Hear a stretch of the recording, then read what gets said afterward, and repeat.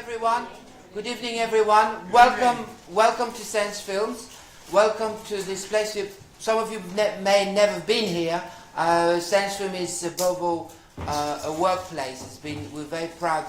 Sense Film has been operating here since the mid-70s, and it is essentially and primarily a workplace. It is a place of work where we do, although this looks like a venue, but this is all illusion. It's all a set. It's all made. It was made for a film, and it's currently being used for another film being made, which is very closely linked to the subject of tonight's debate, but which is the Good Soldier Strike, which is something I invite you to have a look at because it's very much the subject matter of tonight's discussion.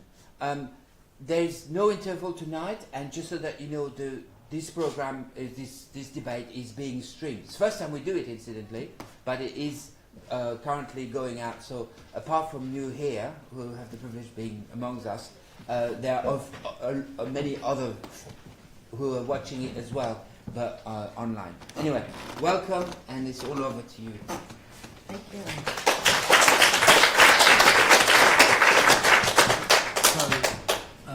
Welcome everyone, both people in the room and people who are watching remotely. As Olivier said, this is a kind of first from the Sand Studios. This is a kind of experiment for us to have a live streamed event. My name is Chris Nynham. I'm from the Stop the War Coalition, and we're obviously very, very proud to have with us and pleased to have with us Medea Benjamin. We welcome her to London. Medea is a renowned anti-war and peace activist. She's one of the main, the moving spirits and leading lights in Code Pink, which is an anti-war activist organisation in the US that you're, I guess, probably familiar with. She's also an author of a number of books, including this fantastic book, Kingdom of the Unjust, that's came out, I think, last year, was it? Which is a great kind of takedown of the Saudi regime and of the relations between the support that the West, that Britain and the US gives to the Saudi regime, and so it's a very useful and important and timely book. I think it seems entirely appropriate that we're welcoming Medea just days after we've successfully unwelcomed her president, which is a matter of, I think, pride from our part, but also he usefully, in his acceptance that he wasn't going to visit till at least next year, which in current political timetables is potentially never, he usefully told us that it was because he was worried about demonstrations and protests. So more proof that protesting and campaigning actually does achieve some rather important things. So that's all good. Thank you very much, Donald. So the way we're planning to do tonight is Medea and I will have a kind of conversation for a little while on some of the key issues of the moment, obviously centred around the question of US foreign policy, and then we'll throw the floor open to yourselves to speak. I'm not sure actually what the mic situation is, but it would be good if we can get a mic to whoever's speaking so that your questions can be heard, not just in the room, but also by those people listening and watching elsewhere. So we'll kind of end with a discussion and questions to Medea. And then right at the end, after we've finished, Medea, I believe, will be signing copies of her book down at the stall, the Stop the War stall, right at the bottom as you go out. So do buy the book, I recommend it, and get her to sign it.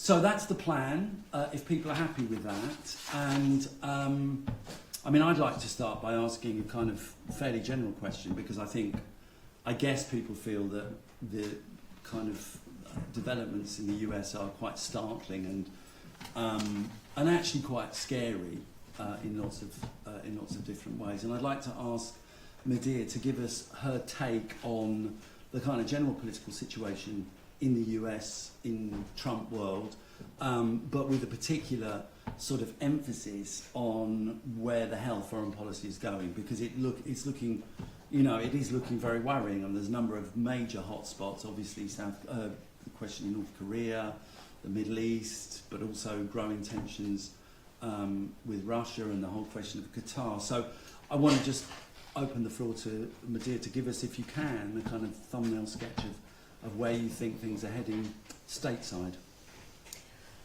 Wonderful, and given that I was here last night for the play, I feel like getting up and doing a song.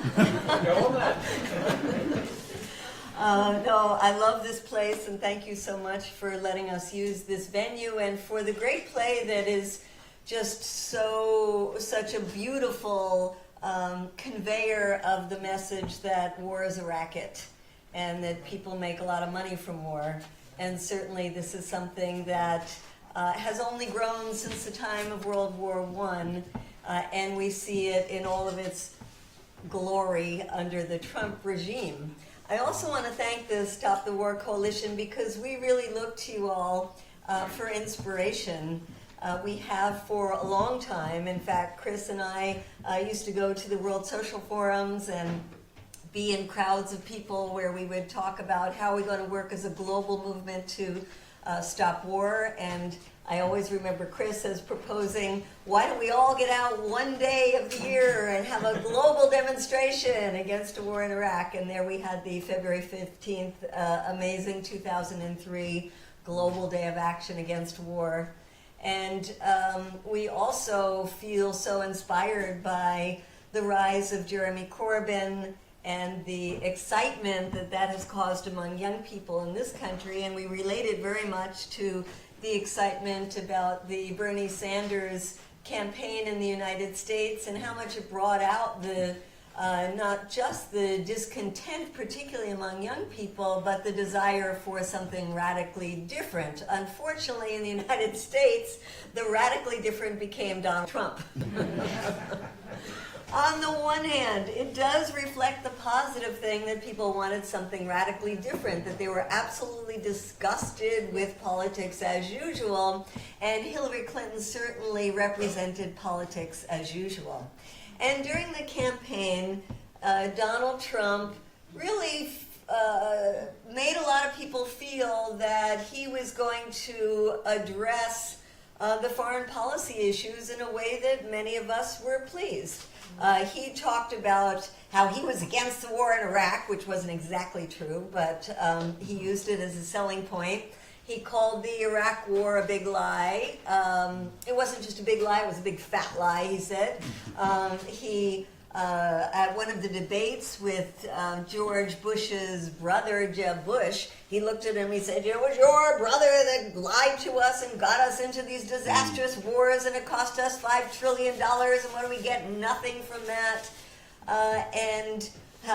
During the debate, he also looked at Hillary Clinton and said, how can you take millions of dollars for your foundation from the Saudis? They are spreading this Wahhabist ideology, and they're the biggest spreaders of terrorism in the world, and I want you to pledge right now to give that money back. So there were quite a number of things that made us feel that he was going to have a less militarist kind of foreign policy.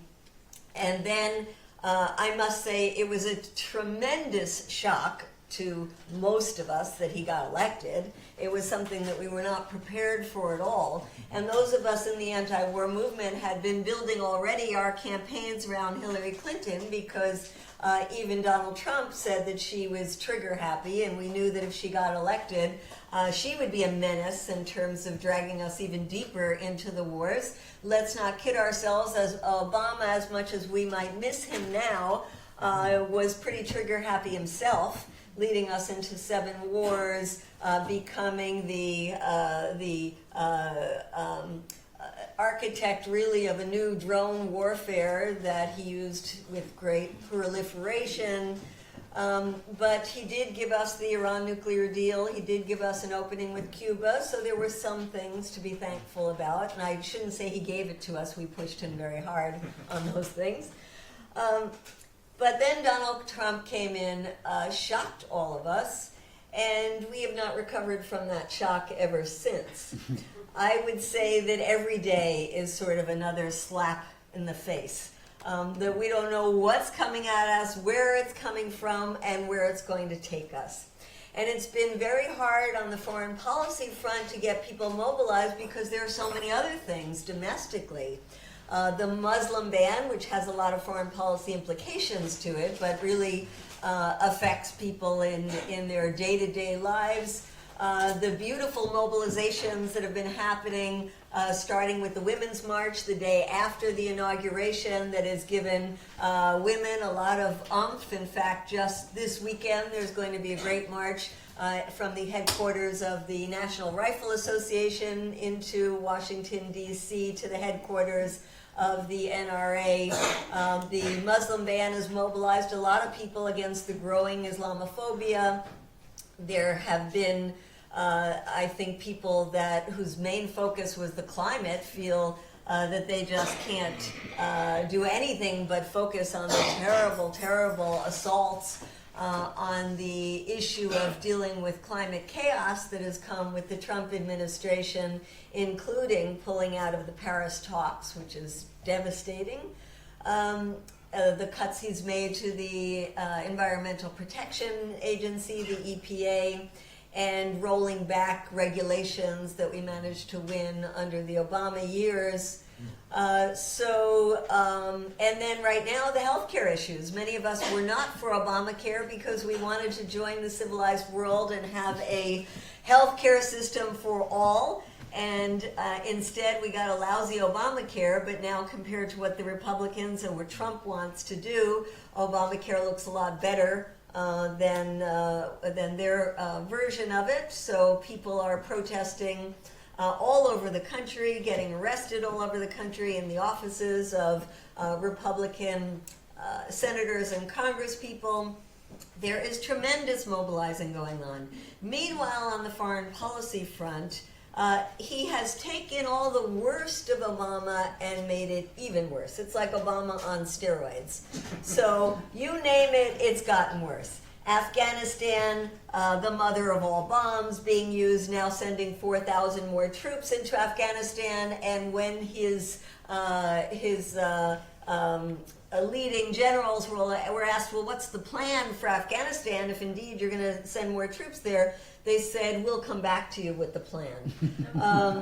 The increase in U.S. militarization in Syria, even threatening not just the U.S. militarization already there, but threatening to then go against Assad and going up against the Russians there. The increased militarization in Iraq. We certainly see the embrace of the Saudis. You said, Chris, that you managed to stop Donald Trump from coming here by just the threat of the kind of protest. Well, when he went to Saudi Arabia, his Secretary of Commerce made a comment about how lovely it was that there wasn't even a protester on the streets. And of course, we said they would probably be flogged and beheaded if they had come out. But Donald Trump has embraced the Saudis with a tremendous vigor and increased the level of weapons sales that had just shot up during the Obama administration. And then in terms of militarization in general, he has called for the largest increase since World War II of the military, adding another $54 billion to the already bloated military budget. And that is something that's being debated in Congress right now. And the last thing I'll say in terms of just an opener of the situation is that the one silver lining in terms of foreign policy is that the kind of things that Obama got away with doing because he was a Democrat, he was the first black president, he was a nice guy, many of the same policies, some of those same democratic institutions are looking now to counter. And so we have something called the Authorization for the Use of Military Force, which is the Congressional Authorization to Go to War, that was passed right after 9/11. So we're talking about 17 years ago right now. That has been used, I think it is 37 times in the last 17 years as justification for U.S. militarism.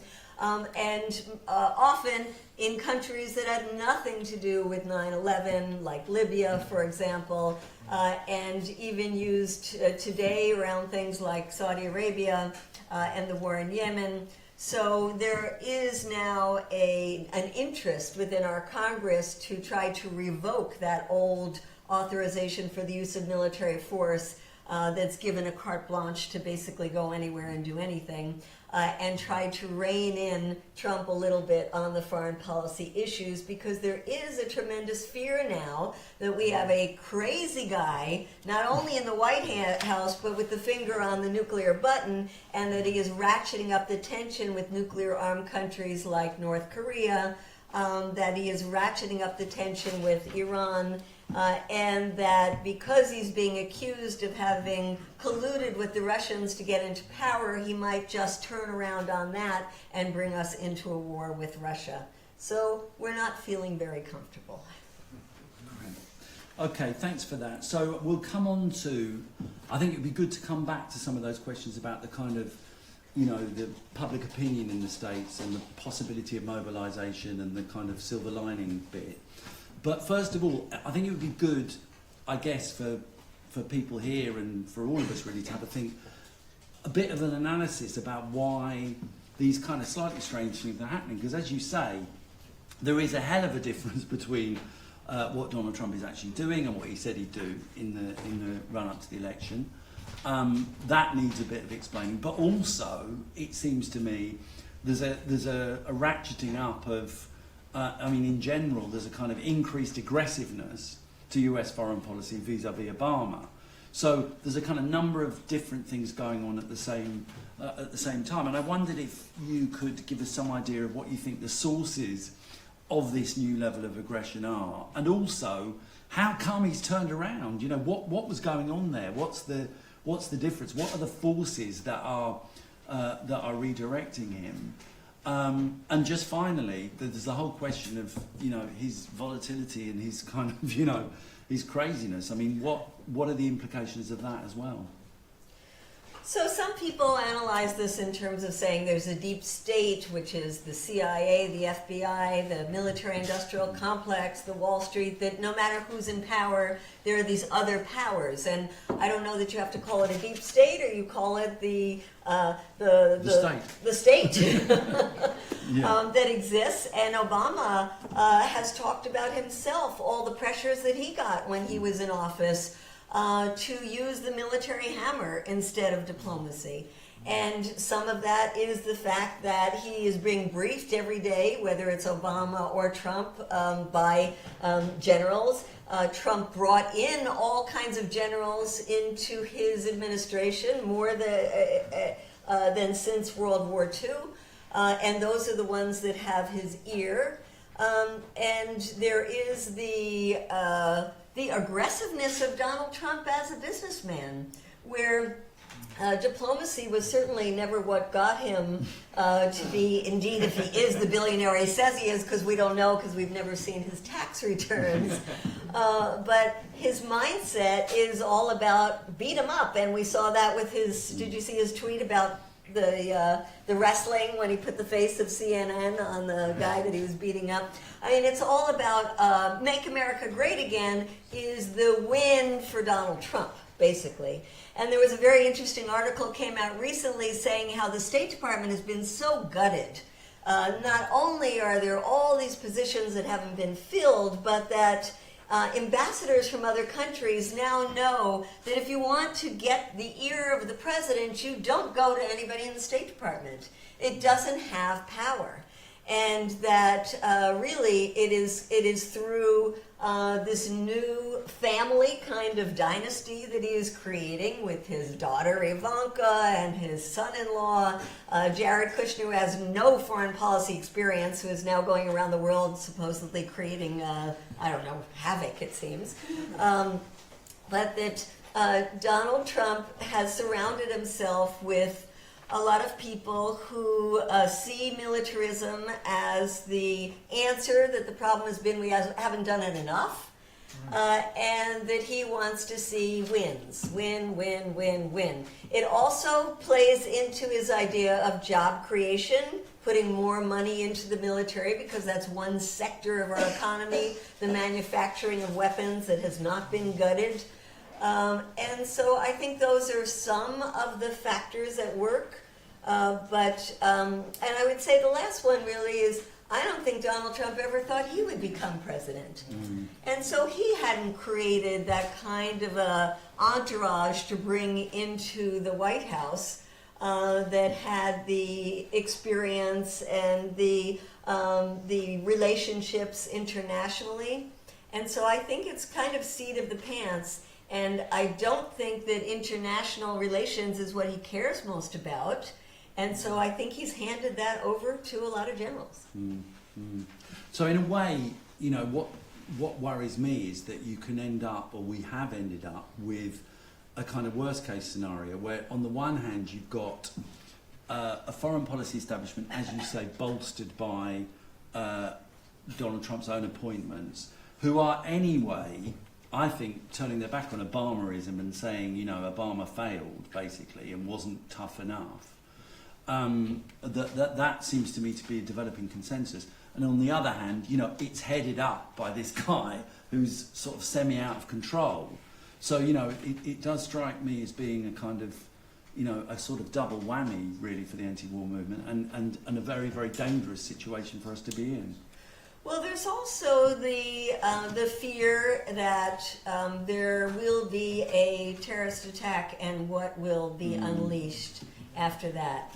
And we've looked to the way that Jeremy Corbyn responded to the attacks here and thought it was brilliant. And we were just so delighted to see that it actually worked in his favor to tell the truth, to talk about the relationship between foreign policy and blowback at home. We unfortunately did not have, during the Bernie Sanders campaign, the same kind of honest assessment of our foreign policy that we would have liked to have. And so it leaves us very vulnerable to thinking that Donald Trump wants an excuse right now to get the attention off of him and his family and their relationship with the Russians and anything that will take attention away from that. And what does that? Well, you know, it's some kind of crisis overseas, whether it's a terrorist attack at home or whether it's ratcheting up the tensions with North Korea. And God knows, you know, what that could unleash.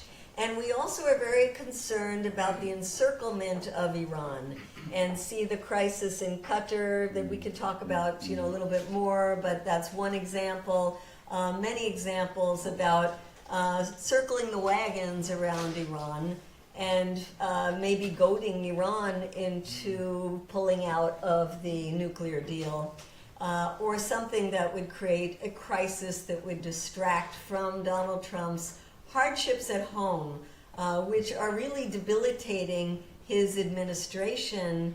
And when you see things like the healthcare bill that he wanted to pass, that has been disastrous. And they've just called for the Senate to stay in session instead of going on vacation a few more weeks and trying to get this bill passed. And it's really going to be a disaster for him. And I think, you know, that is what it makes us very nervous about using foreign policy as some kind of pretext. On a lighter note, is he going to survive? I don't think he's going to survive. I mean, physically, I think he'll survive. I don't think he will survive as president. I see just too many things that are coming out and coming at him, and the fact that it's not just the Democrats, but his own party that can't stand him, that find him a tremendous embarrassment, that the fights that he is picking with not only the media, but the fights he's been picking with the FBI, the fights he's been picking with the State Department. I mean, he's picking fights with a lot of powerful entities that predated him and will outlast him. And I think they're going to get back at him. Great. Good news. Okay. I don't know that that's going to be better having Mike Pence in as president. No, it would be hard to do worse, wouldn't it? So let's internationalise for a moment, and we'll come on to questions. But I just wanted to probe Medea briefly about some of the questions around Saudi Arabia in her book, because this is something that clearly is a central question now for both US and British foreign policy. Why is it that the West backs Saudi Arabia so kind of unequivocally?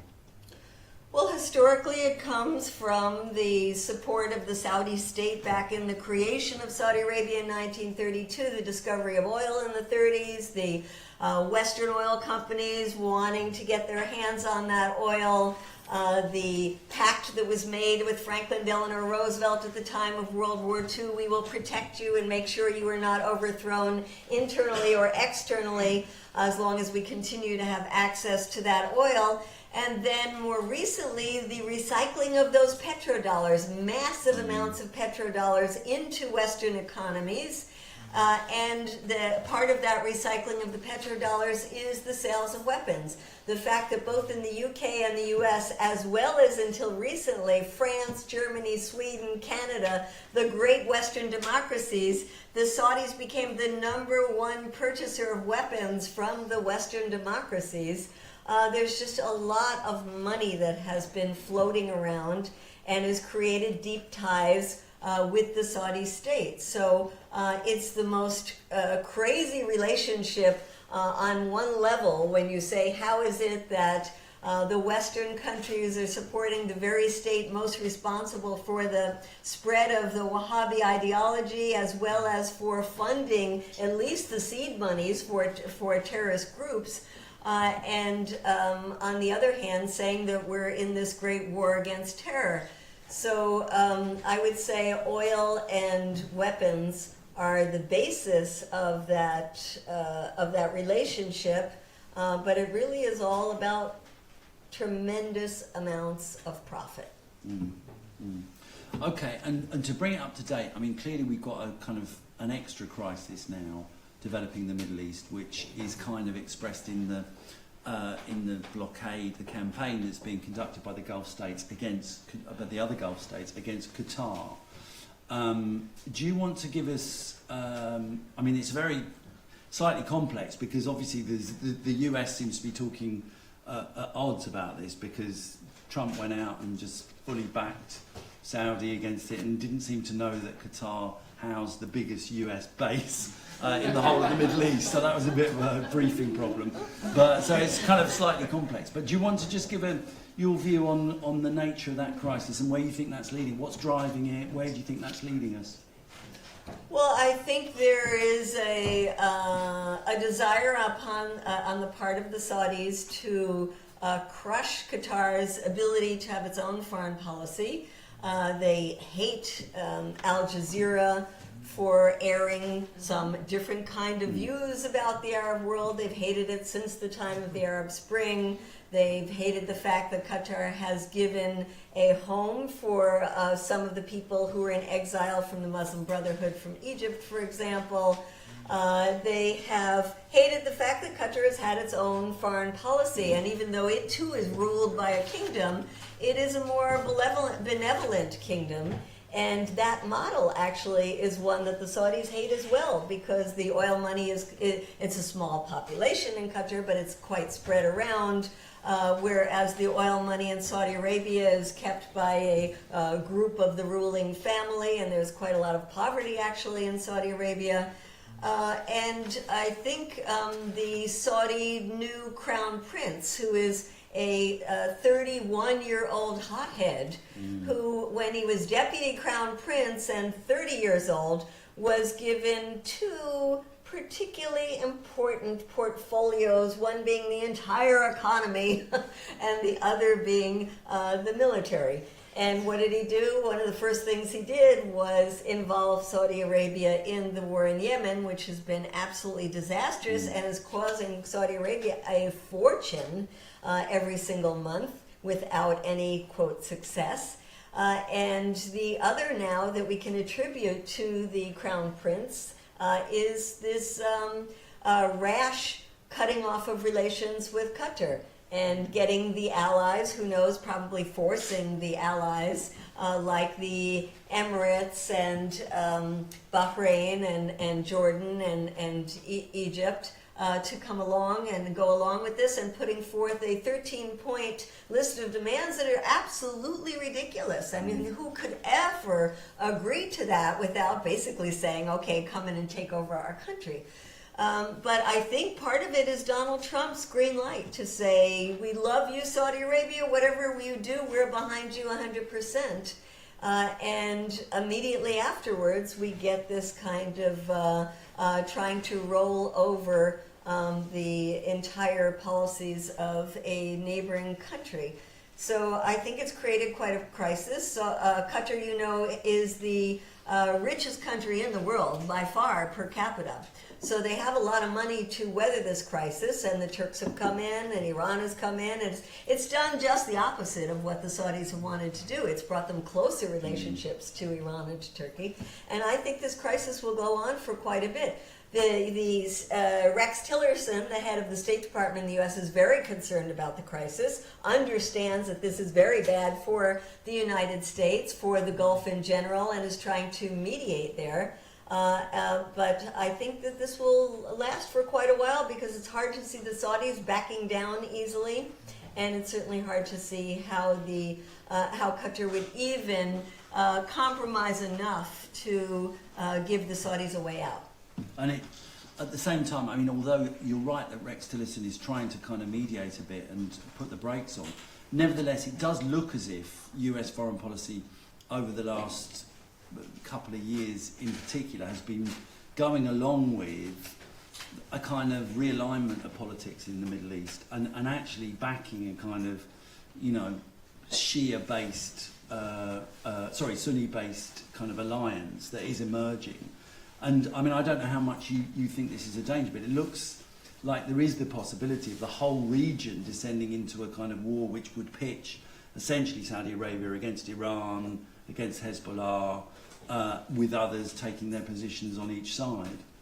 Well, certainly that looks like the way that it is going, but ironically, you know, thanks to Tony Blair and George Bush, we got the invasion of Iraq that put Shia in power in Iraq.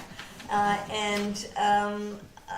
think that we also see an alignment between Saudi Arabia and its allies and Israel right now. And that alignment is the enemy of my enemy is my friend, and so they are all looking at Iran as the enemy. And certainly the people that Donald Trump brought into his administration are Iran haters. And so it is looking very dangerous in terms of whether it's the Qatar crisis or Syria, a lot of this as proxy wars, and certainly the war in Yemen can be seen as a proxy war with Iran as well. And while it is now in the proxy stages, it could go from there to a direct confrontation.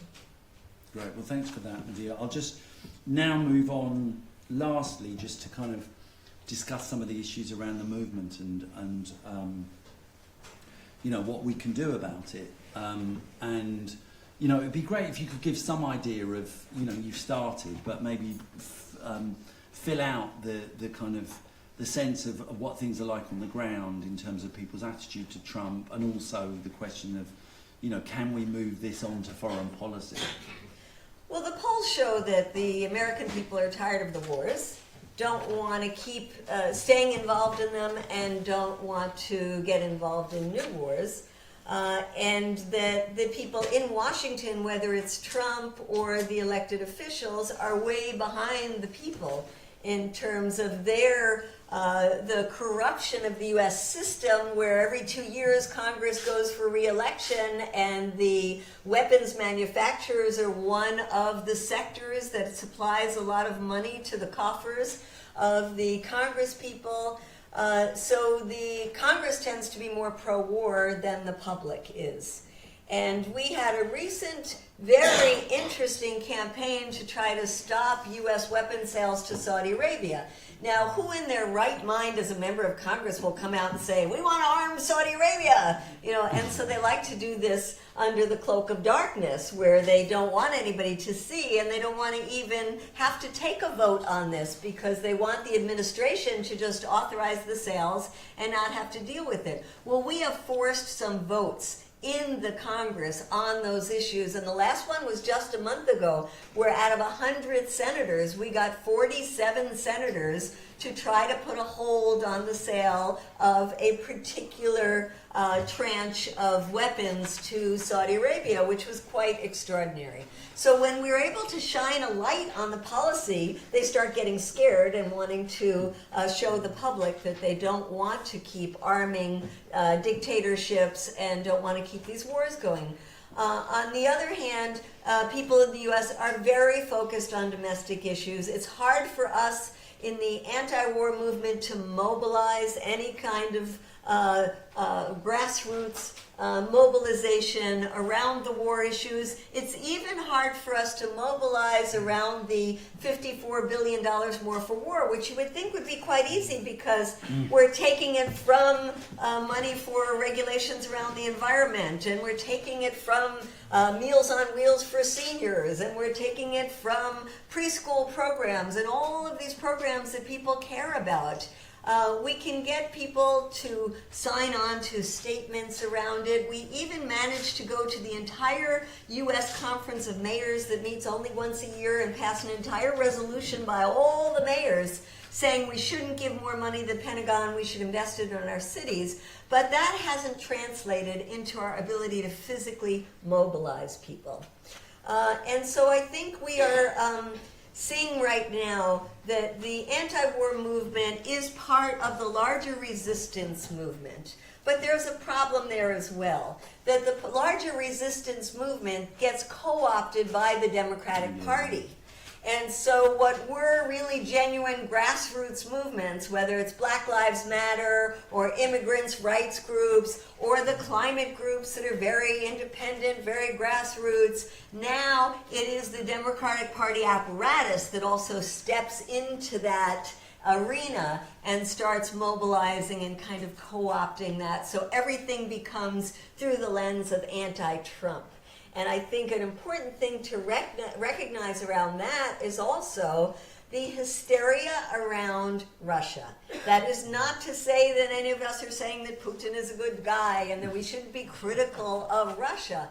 But it does mean that when we have the most progressive people in Congress who are saying, how dare Donald Trump meet with Putin, that is a very scary thing. When we know that we need to work together with the Russians to de-escalate, whether it is in the Middle East or around the potential disaster in Korea. So that's another obstacle that we have to overcome in the movement. Brilliant. Okay, well, thanks very much, Medea, for giving us this kind of very good overview of what is a complicated situation. I'm now going to throw it out to you all to ask questions and make points. If they're short, I'm going to keep you to 1 or 2 minutes maximum. So we'll take 2 or 3 at a time. If you want to just raise, anyone who wants to ask a question, raise their hand, and then I'll take the woman there with the glasses. Just to pick up on where you left off, the recent Oliver Stone interviews with Putin, which I don't think have had a chance to see here, but they were I think aired on a mainstream broadcaster. How was that received? Can I take? Do you mind if I take 2 or 3? The guy here with the tie. Sorry, it's a nice tie. Hi, Medea. I'm just wondering, as a protester and in this era where we seem to see a lot of civil liberties potentially being eroded, particularly in terms of Facebook and other ways of getting the message out there, what are your predictions for how hard that will be, and how can we protest better against those liberties being eroded? Anyone else? Go ahead. Yep. Sorry, I thought you pointed to somebody behind me. Two quick points. One, very relevant to what you were saying about Facebook, in that You haven't said anything about the mainstream media and the issue of that in the USA. You've probably seen the remarkable new film, The Occupation of the American Mind, which was premiered, Elian saw it as well. It was premiered just recently in the UK, and it was interesting to see Ken Loach was there, because we think we've got it bad with the BBC here, but we know you've got it far worse in the USA. It'd be lovely to see Ken Loach do something similar for the UK media and the issues that are there. The other point I wanted to make was, whilst I share your horror at the fact that Trump is president, I went to a very interesting talk a couple of months ago, given by a guy you'll know the name of. I think he was originally Korean, or his family's Korean, international lawyer. And his talk was Trump and international law. And he made the point that one thing after another that Trump said he wanted to do, he's found he can't do or he's not doing. And I could have added to the 8 that he talked about, the idea of moving the American embassy from Tel Aviv to Jerusalem. So, I mean, I think that's a little bit of cause for optimism. He's got such a short attention span that he'll be on to the next thing before he's really realised anything. Great, okay. Do you want to come back? So, the Putin interviews that Oliver Stone did, I would probably say that 95% of the American people have not seen them, if not more than that. I think there is just a general sense that the tables have turned so much, because now it is the liberal establishment that sees Putin as the grand Satan. And you get Fox News, for example, that's saying, "Of course, we should talk to Putin." I mean, it's very strange. I don't think, unfortunately, I don't think enough people have seen those interviews for it to have had an impact. But I do think there is such a demonization of Putin in the U.S. That is the general sense of where things are. In terms of the civil liberties issues, we as protesters are finding that things before, where we would have gotten a little slap on the wrist, are becoming big issues. My partner here, Tig Berry, was one of the about 60 people that got arrested when Jeff Sessions was nominated to be our Attorney General. This was a senator who was known as a racist, known for his positions in terms of trying to suppress the black vote in his state, somebody who was just unfit for being the Attorney General. And when we protested in his hearing, instead of the usual just drag you out of the hearing and say, get out of here, it was not only an arrest, but taken all the way to a court and having a trial. And in his case, he's getting sentenced on Friday and facing a year in prison for a very, very brief stint of getting up on a chair dressed as a Ku Klux Klan member to say, "We're so glad that Jeff Sessions is going to be in office representing us." And there were people on the day of the inauguration. In fact, Tig, why don't you stand up and let people thank you for the work that you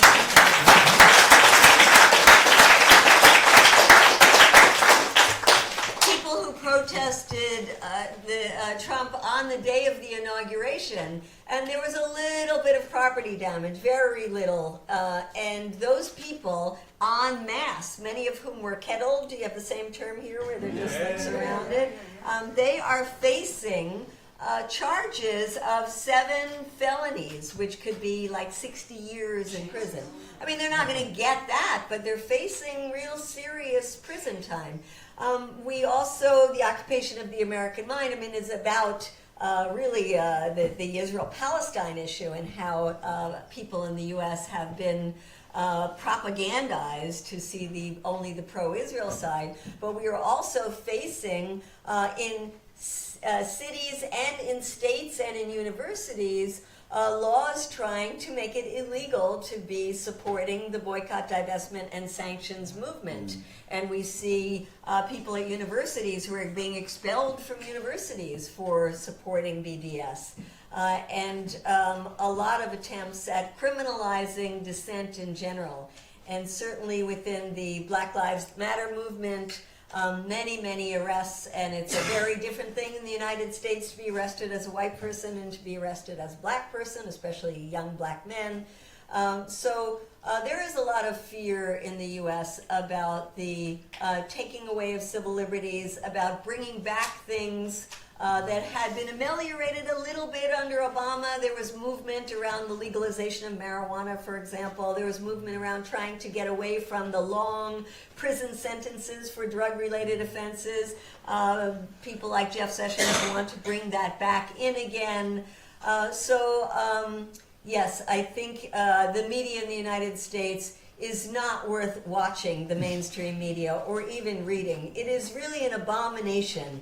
And whether it's one that is identified with, I wouldn't even say the left, I would say more the Democratic Party, which is MSNBC, it's almost the mirror image of Fox, of them each taking the other side and just harangues that you will hear. It's really not news that you hear anymore. And CNN is so anti-Trump that it really is just this battle between Trump and CNN all the time. So it's interesting that more and more people in the U.S. are getting their news from social media, are getting their news from foreign sources. You think the BBC is not great. We think the BBC is great. It's all relative.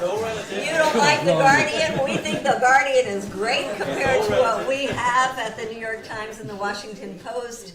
And so the social media is becoming the place where we talk to each other, where we learn about issues, and it is also the place where Donald Trump speaks to the world. So to recognize that he has taken this tool of Twitter and made it into his voice piece where he can go above the media, he can go outside the media. He doesn't have to abide by the traditional trying to please the media. You know, he does press conferences when they want, and when they don't do it. And you know, they have press conferences now where they're not allowed to film them, where it's only audio. I mean, they do the craziest things. But he goes directly to his base with his Twitter, and his base seems to love it. Thanks. Maybe I'd recommend another quick look at the BBC and the Guardian sometime. But anyway, the next three. There's someone at the back. I can't see who it. It's a man or a woman or. You don't have to say sorry. Thanks, Medea, for that, and also for the great work that you're doing in the US. I just wanted to touch on that point you made at the end about the movement and the co-opting with the Democrat Party. I think since Trump's election, we've seen that there's been, a huge rejection of the normal status quo and politics, and there's this growing appetite for people to get out onto the streets and voice their opposition. I found it amazing that the night before Trump's inauguration, when there was the protest outside Trump Tower, and you had like Mark Ruffalo saying neoliberalism is dead, and it was amazing.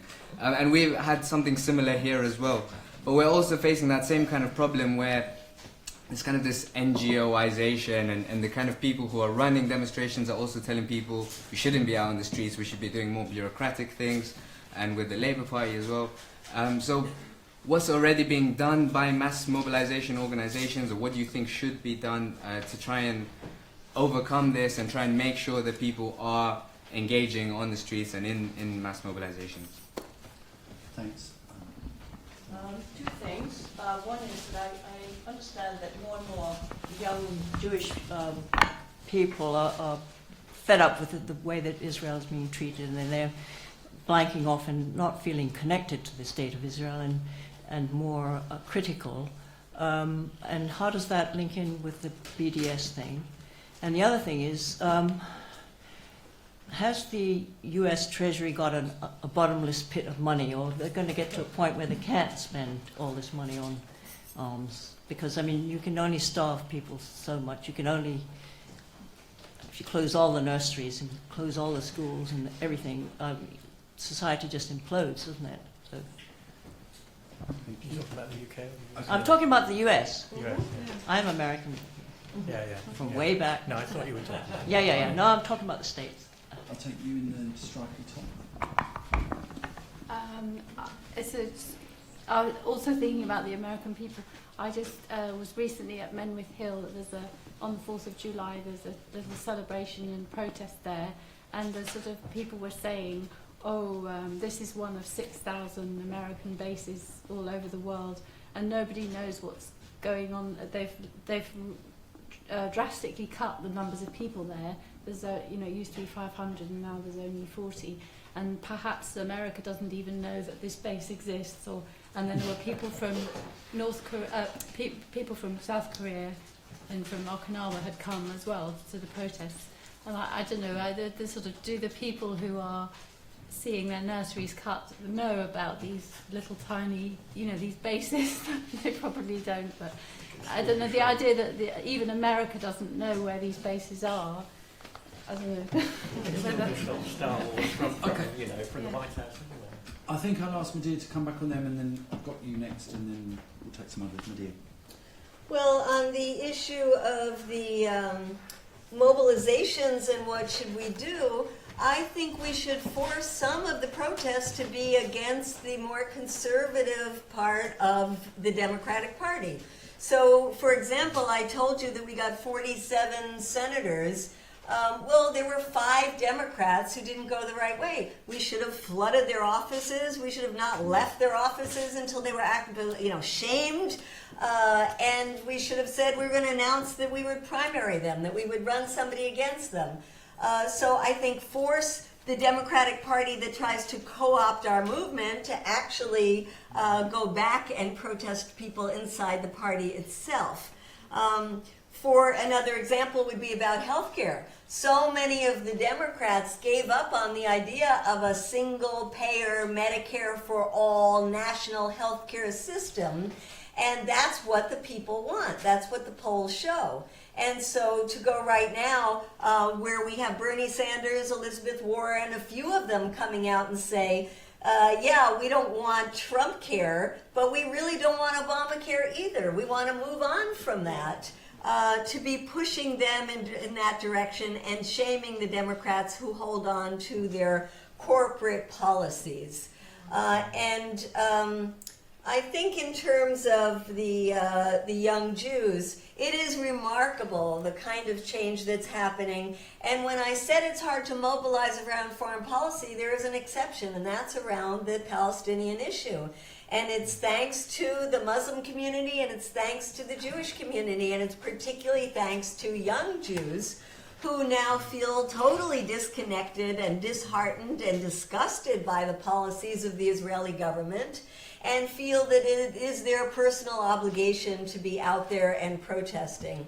So whether it's a group like Jewish Voice for Peace, which has grown tremendously, or a group called If Not Now, which is young Jews, or even pushing the more moderate group like J Street to take better stands, the once all-powerful AIPAC, that was the strongest foreign lobby in the United States, has really got its butt kicked on when it came to Iran and the nuclear deal there, and is not nearly as powerful as it once was. So there is hope there. There is change there. You said something about not being able to move the embassy to Jerusalem. I think it's partly because of that. And so I think there is a lot of wonderful mobilizing that's going on. On the other hand, let's recognize that Trump is even worse on Israel than past presidents have been, and that David Friedman, the ambassador at Israel right now, is not only someone who supports the illegal settlements, but has used his own money to financially help these settlements to grow. So we've got a big fight going on. And then the last issue was about the military bases, and yes, you are absolutely right. The American people have no idea where we have these bases, how many bases, what these bases are for, and don't have an idea of how much money we would save and how much more secure we would be in the world if we would close those bases, because many people in those countries do not want us there. And I'm on my way next week to South Korea, for example, to join with the South Koreans in a protest against the basing of the THAAD missile defense system there. And we've been there protesting the bases, just as we've been to Okinawa and places in Japan to protest the bases there. And we continue to work and try to build a global movement that's trying to go against all foreign military bases. Of course, 96% of those foreign military bases are U.S. bases. But we do think it's one area where we should be able to get some support among the majority of not only people, but people in the administration, if we could get it to be an issue, because there would be major savings to be had there. And how long can you squeeze? At some point, you take away more and more of the safety net, and people will really rebel. So a lot of that is a reason that they want to sell the arms, like to Saudi Arabia, because then that's income. But if you keep giving more money to the Pentagon, you keep squeezing the people. So I do think at some point something like a campaign to close the foreign military bases could be a good one and save about, they say, over $100 billion a year. Thanks, Medea. I think it's worth just thinking about some of the things you're saying, particularly about the Democratic Party. I mean, I think it's important that here we're kind of, you know, we're not smug. I'm not saying anyone is, and there are massive differences between the situation in the US and here, but you know, it is, partly the Labour Party is a very different beast, and partly we are in a situation now where we have amazingly got an anti-war leadership of the Labour Party for the first time really in British history, which is a huge, huge difference. But I think it's important for us to be clear as well that we need to continue to have an independent, you know, grassroots, the kind of, you know, broad anti-war movement that you're talking about, because it is the case, let's be honest, that you know, the Corbyn and the people around him still have a lot of enemies in the Labour Party.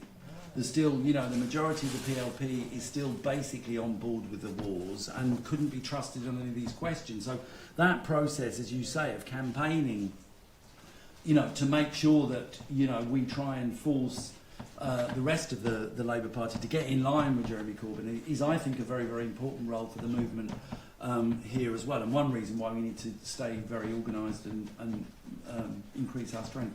Anyway, that's my thought for a second.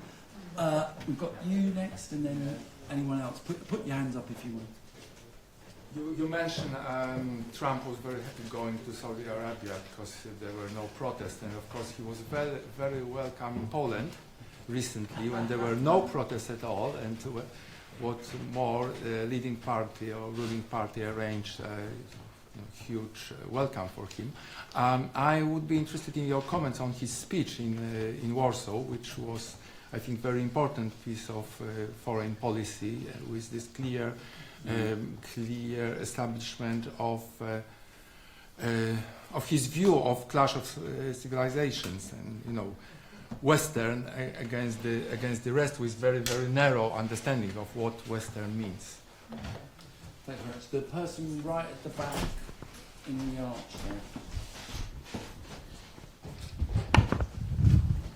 Hi, I just wanted to ask, you mentioned that you didn't expect Trump to finish his term in office, so I just wondered if you could say a few words about what you thought Mike Pence's foreign policy might be like.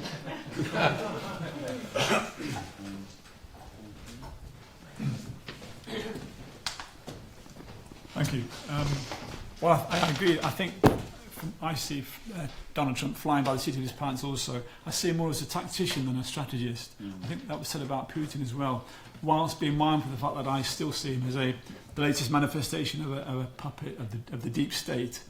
But on Trump's postponement of his visit to the UK, I think that's regrettable.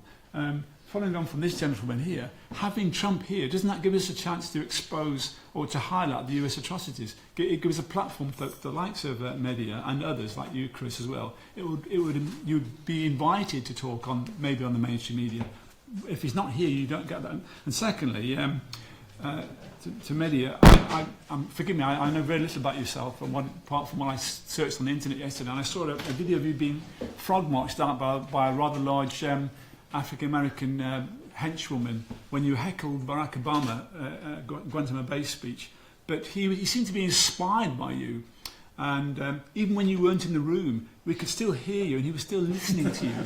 And he commented upon you. I think he said we should listen to people like you. This woman is worth listening to. Were you able to use that as leverage at any point following that event? Okay, I'm going to go back to Medea, and we'll have one more round afterwards. And I've seen 3 or 4 people, so Medea. So, this view of Western civilization, I thought that speech was very scary. It was like a fascist speech. Very, very scary. And yet, what I see Trump is that it's all about America first. It really isn't Western civilization. It's America first. And I talked about that article about the gutting of the State Department. What it said also is that a lot of the ambassadors in the United States right now, they know that the way they have to pose anything to Trump or anybody who has his ear is to talk about it as a win for Trump. It's about him, you know. So you can narrow down from Western civilization to the U.S. to Trump. And that is scary indeed, even more scary. So I also feel like he did come out to try to appease NATO by saying, yes, we are going to stand by our agreement that we would come to your aid if any NATO country were attacked. And he is pushing the NATO countries to spend more of their resources, and that's been something that he's followed through on from the time of his campaigning is people should pay us more, or they should pay in more to their own security. Then the issue about a foreign policy for Mike Pence, he's really known more for his domestic policies, for his anti-choice, anti-U.S. Women kind of stances. He is a very conservative Republican in a more traditional sense. And I think, as we've talked about tonight, it doesn't much matter in terms of foreign policy, except that he probably would not be as spontaneous and unpredictable as Donald Trump, who prides himself on his unpredictability. I think he would be more well-liked by the Republican establishment. He would probably give more power to the Republicans in the Congress than Donald Trump would give right now. But I don't think it would be a particularly better foreign policy, maybe just not one that was as scary that we would find ourselves in the midst of a war without, from one day to the next kind of thing. And then in terms of the interaction with Obama was very, very, very interesting, because we do a lot of, we don't call it heckling, we call it interacting. Many people did it during the time of Trump, and Trump would just say, beat that person up and get him the hell out of here. And we like the old days when they'd be taken out on a stretcher. I mean, he just hates people who interrupt. But Obama was not only a good diplomat, but I do think it touched at something deep in him. And we found that in an Atlantic interview he did, where he talked about having been pushed by the state to take positions that he often wasn't comfortable with. He even mentioned Saudi Arabia. He said he wished he didn't have to take that position of being allied with Saudi Arabia. Quite an extraordinary thing for a president to say, and he was still president at the time. And in terms of what came after that, I'm not going to pretend that my interaction with Obama led to him changing his policies, but I do think that he had an internal debate with himself during the entire time he was in office on 2 particular things. And those were 2 things that we had the discussion about. One was the drone strikes. I don't think he was comfortable as a constitutional lawyer using drones to kill people without having any idea who we were killing. And I don't think, and I know because he said it from early on, he was not comfortable with Guantanamo. Now, he's campaigned that he would close Guantanamo. He had 2 years when his party was in charge of the House, the Senate, and the White House. He could have closed Guantanamo then, and he didn't. And so he waited, he lost his political capital, and then he refused to use it afterwards. And so to this day, we still have Guantanamo open. We have a guy in the White House now who says that torture is a good thing and it works, and that he's going to put some more bad dudes into Guantanamo. And thanks to Obama not doing his job, not only do we have 4 times as many drone strikes under Trump than we had under Obama right now, but we also have the doors of Guantanamo wide open for Trump to add these bad dudes. Great, thanks. Just on the other issue, I mean, there can be downsides to winning things, but I think it's very, very important that we understand that winning is a very, very precious and valuable thing to do, and that we actually are kind of loudly,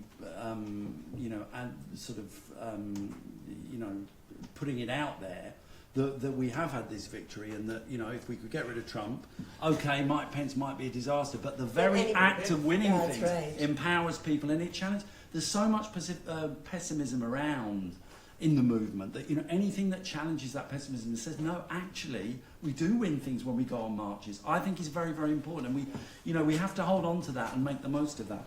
Okay, I'm going to take one more round if that's all right. We've got the person there, the person there, the person here. Is there anyone else? There's the 3 of you, 4, 5. Okay, can we take 5? Can you do them? Okay, in that order then. So you first there, second row. Yeah, you. Yes, hello. Just very quick question. You've managed to achieve so much throughout your time being active, and what advice would you give someone who wanted to make a positive difference and change things in the world? That's a nice big question. 2 very, very small sort of aperçu thoughts, really. One is that I spotted on, oh God, let's find it, hang on. ABC News yesterday, the 11th, that was yesterday, wasn't it? A thing that I suddenly noticed and was interested by, and it said, it was about Qatar. Oh no, I can't find it, anyway. And it was basically saying, hang on, I can't find it. Do you want us to come back to you? Yeah. Okay, should we take the person here? Hi Medea, welcome back to London. It being a Wednesday, I would ordinarily be standing with the crew, the Women in Black, at Edith Cavell today, but it's very nice to encounter you in the flesh. I was interested to know what you made of Naomi Klein's recent publication, where, just to paraphrase, I hope accurately, if minimally, that maybe we're making a mistake by getting very hooked into Trump as a person and being very distracted by, oh golly gosh, his tweets, his erratic behaviours, his monstrousness, everything that he is personally manifesting, and that we ought perhaps to recognise him as the culmination, perhaps, or at least the latest growth form of a thing, a phenomenon, the building of all these things that, when we see them in Trump, we are reviled by. The personal brand, absolute materialism, violence as a vehicle for problem solving, all the things that have been bubbling up for the last, name a number, 4 decades, say, just as a, neoliberalism perhaps, whatever. And that we're making a mistake, allowing ourselves to be mesmerised by this phenomenon, which if you cut his head off, you do get Pence, which, as you've said, is different, but loathsome in different ways. And who knows what you get if you cut his head off. It's if we are prepared. But you're not advocating. No, this is a metaphor. I was just wanted to be out there. No, I mean personally, I do feel challenged. Personally, I feel grateful for an explicitly morally robust upbringing that forces me to remind myself daily that killing is usually wrong. Because honestly, it's an effort. It's, to fight fire with fire sometimes seems like the way forward. But no, I stand with the Women in Black, feminist, anti-militarism, and we have all the technologies of peace. We just choose not to use them. So I wondered how you saw that as a perspective. Thanks. Do you want to go back to the top? Okay, so headline yesterday, ABC News, despite Arab anger, Qatar to continue support for Gaza. And I just put it up on my page and said, could this be partly what lies behind recent vendetta, quote unquote? And I just wondered if that maybe is part of the jigsaw we're trying to puzzle out. It's obviously Al Jazeera is a lot of it, you know, they really, and there's a whole load of stuff, but that's just a little bit of it that, you know, might piece in. And the other thing was, it's a sort of, you know, a friend of mine, you a friend who had a relative who blah blah, and I heard on the grapevine that. Now this was before the election, when we were all utterly convinced that Hillary was going to win. But this friend of a friend knew someone who was a relative of someone who was a British spy. And this person, it came back on the grapevine, was saying that they were lining up, Trump was just a distraction, and it was all about Pence. Now this was a really high-level, rather knowledgeable person, apparently. And he said that Trump will win and Trump won't last long, and it's all about Pence. And Pence, as you said, is extremely small C conservative, very religious, very kind of programmed, very easy to control, and, you know, deep state, whatever you want to call it, that apparently, you know, Hillary was kind of sort of first choice, but in the end they thought they were going to run with Pence and they could really make anything they wanted to happen ultimately pretty soon through Pence, which is a terrifying thought. And I wondered if you thought there might be some truth in that. Absolute Pence. He scares the living daylights out of me. Well, Chris, I just want to say that thank you for having Medea and myself here, inviting us, and having Code Pink with you on the stage, because back home, believe it or not, we do know about you, and we look up to Stop the War. I mean, it's a real inspiration for us. And I had a question for you, is that when they talk about NATO in our country, they talk about that Europe, or they combine Europe as one unit, they really want us to be, they want Trump to be in NATO, and Trump was talking about getting out of NATO, which we're all looking forward to, and that all of Europe really wants NATO to exist. And how do you feel about that? Now, there was another hand here. There was is that it? Yeah, okay. So you'll be the last. Hi, mine's a thank you rather than a question, so very quick. I follow you on Facebook, thanks to Eliane along there, who became my friend. And I saw you in the We Are Many film. And I'm full of admiration, and I just want you to know that there are lots of little people like me, probably all over the world, who follow what you're doing and keep on doing it on behalf of people.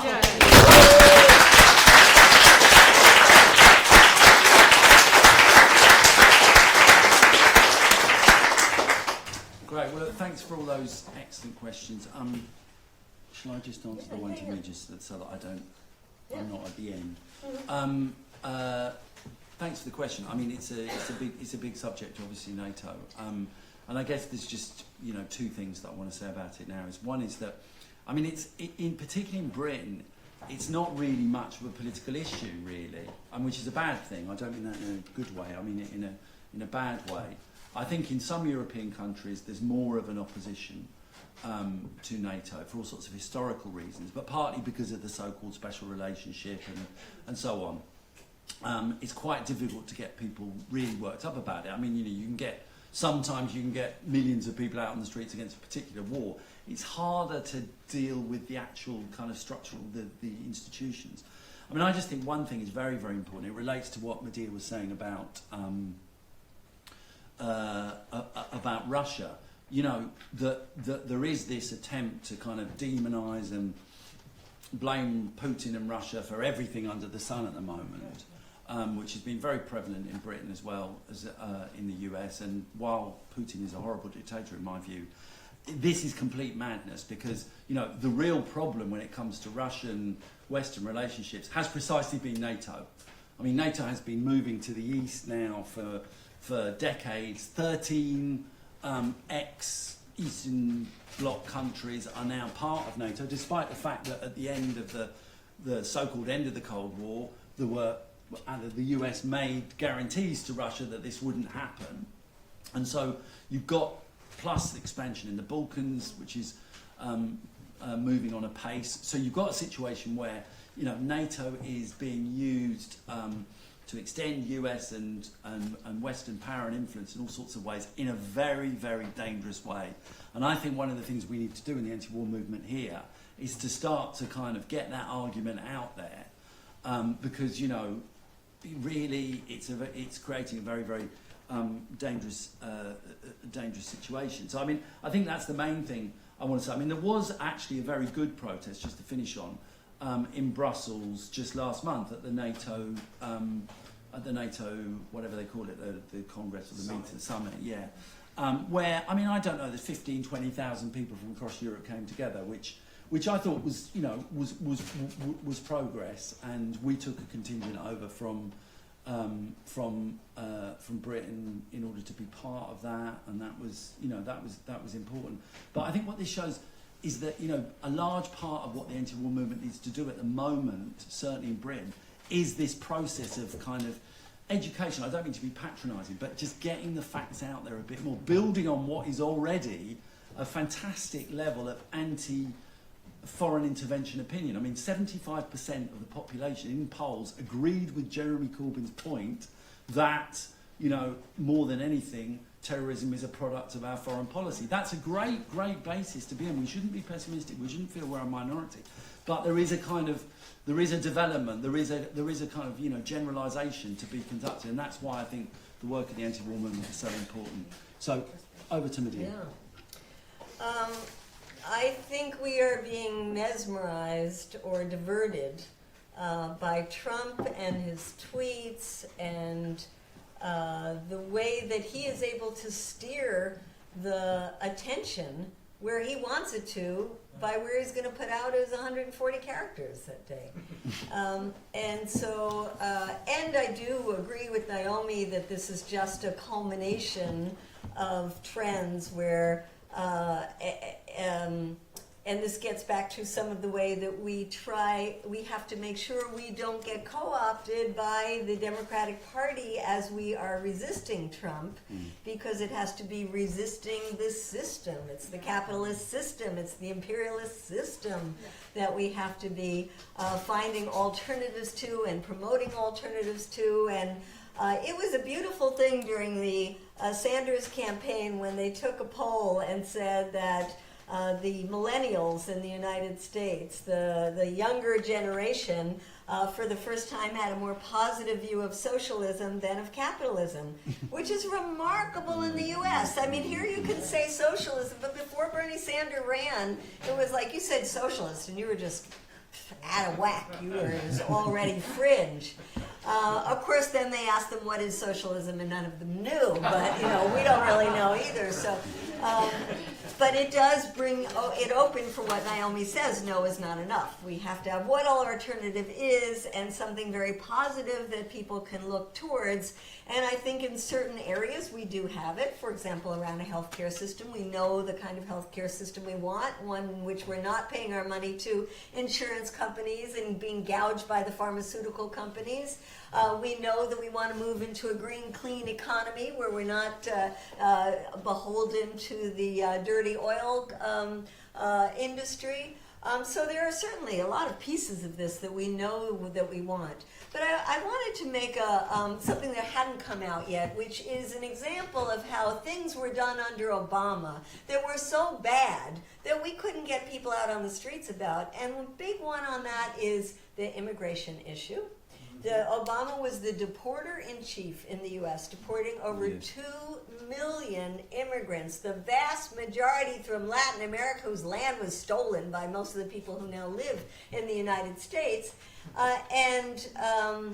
The immigrant movement had a very hard time mobilizing under Obama. They mobilized under Bush. They could get 1 million people out in the street. Obama came, they couldn't do it. Now, mobilizing again, but it's kind of ironic because it's for the very same things that Obama was doing for 8 years.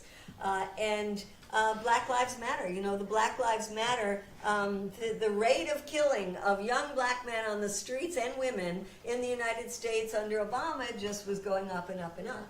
and couldn't get the Obama administration to really pay attention to that. And now there is a much, much stronger, broader movement that's got all kinds of positive positions that they have put forward very clearly. And if you have a chance to look at it, it's called the Platform for Black Lives, which is a beautiful, beautiful document that incorporates everything, including the liberation of Palestine, including issues like stop pouring all money into the military because we won't have money to address the needs of the population at home. So I think there is a lot of sense of we have to promote this positive agenda of what we do stand for, and in that Naomi is totally correct. Qatar, is it about Israel? Well, certainly Qatar was playing a very important role of trying to bring Hamas and the PLO together. And Israel did not like that one bit. Saudis did not like that one bit. And I think that's definitely part of the issue, is the role that Qatar was playing, not only around that, but around other areas where they were trying to mediate conflicts. And the issue was Pence preordained. I don't think we could think like that, because then it really sucks away your sense of agency in terms of being an activist. And that gets me to the last thing in terms of sort of advice and what you call the little people, because some of us are very little people. And there, I think a couple of, two main things.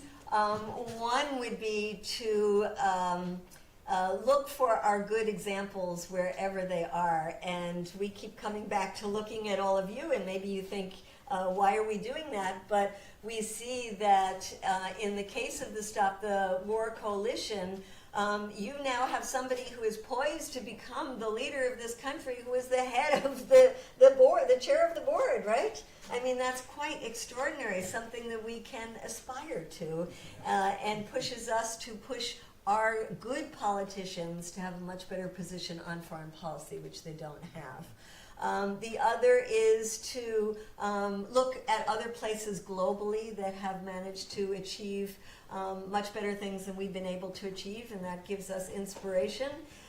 Sometimes it's places like Latin America, and just when we're getting all excited about what Latin America is doing, then that's going downhill and we have to look somewhere else. And you know, the world goes in strange ways, but we have to, I think, always look for where there are the positive examples. And then in terms of how to keep ourselves going, I think it's so important to incorporate culture and joy and song and play and community building. The fact that we can show movies together, the fact that we can sing together, the fact that we can have a venue like this in which we can have a play one night and then we can have a discussion the next night, gives us a much more sense that we have community places and we are part of a community that gives us love and respect. I think one of the worst things is when we fight among ourselves. There's nothing worse than the infighting that often happens in the left, because it's one thing to be attacked by the right, it's another thing to be attacked by people within your own movement.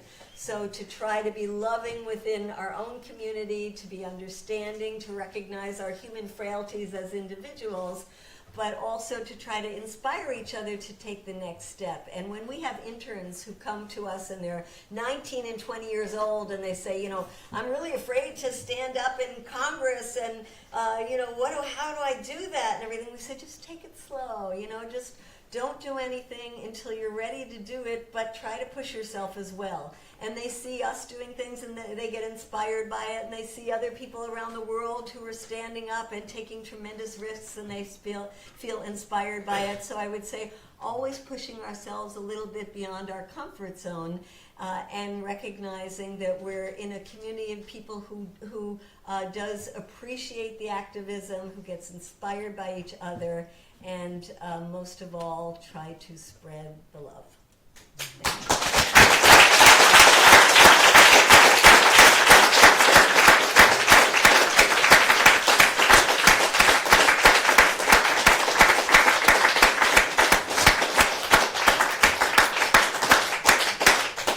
Right, well, I'd like to thank Medea for coming over and doing that brilliant evening.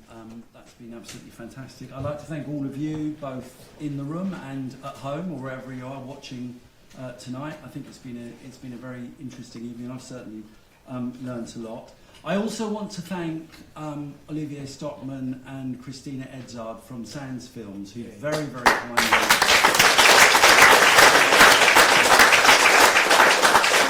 You've been very supportive to Stop the War in general, but have obviously hosted us tonight and helped us with the, well, in fact, done all of the live streaming, so that's fantastic. And I would recommend coming.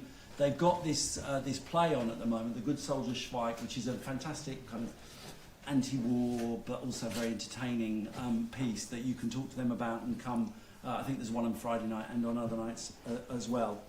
And just finally, I would say that one of the things that me and Medea were talking about before this meeting was collaborating across the Atlantic on the campaign against arming Saudi Arabia by both our governments. And Stop the War will be talking more about maybe having some special day and some special day of protest. This is something we want to develop. But we have on our table downstairs, we've got a petition which we're conducting at the moment to put pressure on the government to stop selling arms. You know, it's an absolute outrage. It's really disgusting, and it's an issue that's getting out there. So please take a petition with you. Don't just sign it.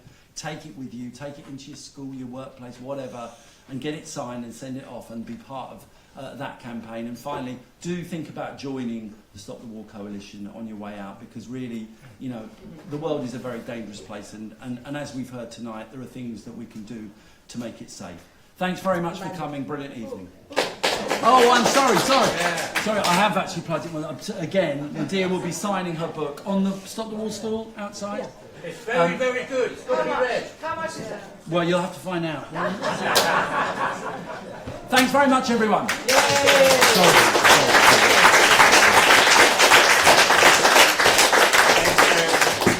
Thank you. You're very kind. So you better get down there quick, actually. You going in?